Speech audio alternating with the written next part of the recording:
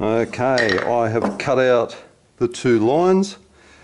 Doesn't look like it's going to be a perfect fit because I'm a little bit outside the line there. I'll have to trim that down, but it looks like it's going to be doable.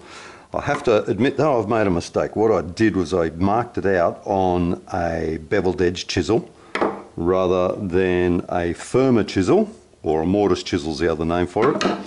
And unfortunately, the mortise chisels we've got aren't the same size. This one's pretty close, so I suppose I can use that. Yeah, I will. I'll use that one, even though you can see it's already got a bend in it because somebody's been levering too far. You're not supposed to lever, you're supposed to cut. But here's how you cut it out. First of all, you take the bench hook out of the vise, put in the mortise board. That's the mortise board there, 90 degrees with strengthening dowels through it to make it good and tough. Halfway over the bench with the working side over the wood, the other way around.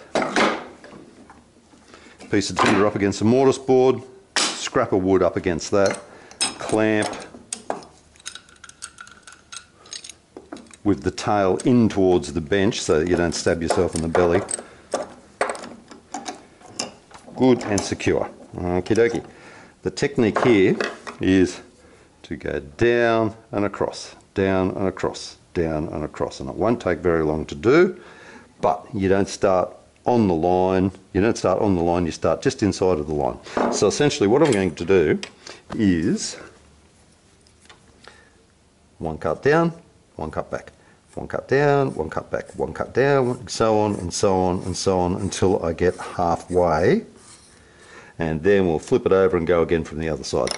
Don't like the look of that chisel, think I will use this one. If you're using a beveled edge chisel, don't go too hard at it, you can bend and snap them. Rightio, so not on the line, about 2 millimeters in, flat edge of the blade back towards the piece of wood that you're keeping, beveled edge forwards towards the piece that's being cut out. Step number 1. 2.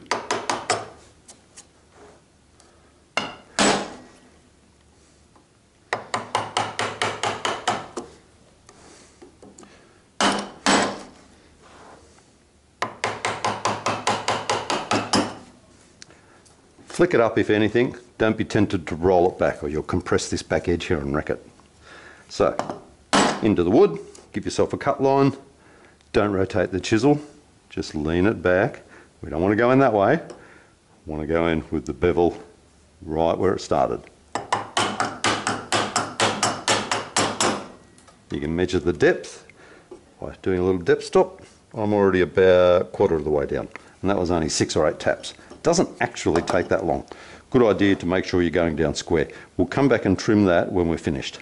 Done a nice neat finishing cut.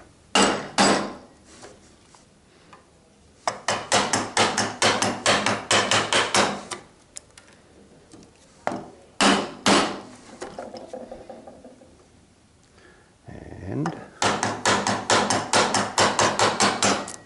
always good to have a tune.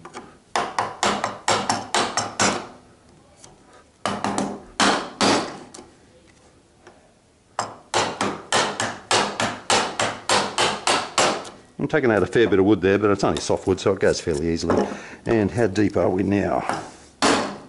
We are about a third. So I'll stop at that, turn the video off. When you come back, you'll see me finishing off the other side.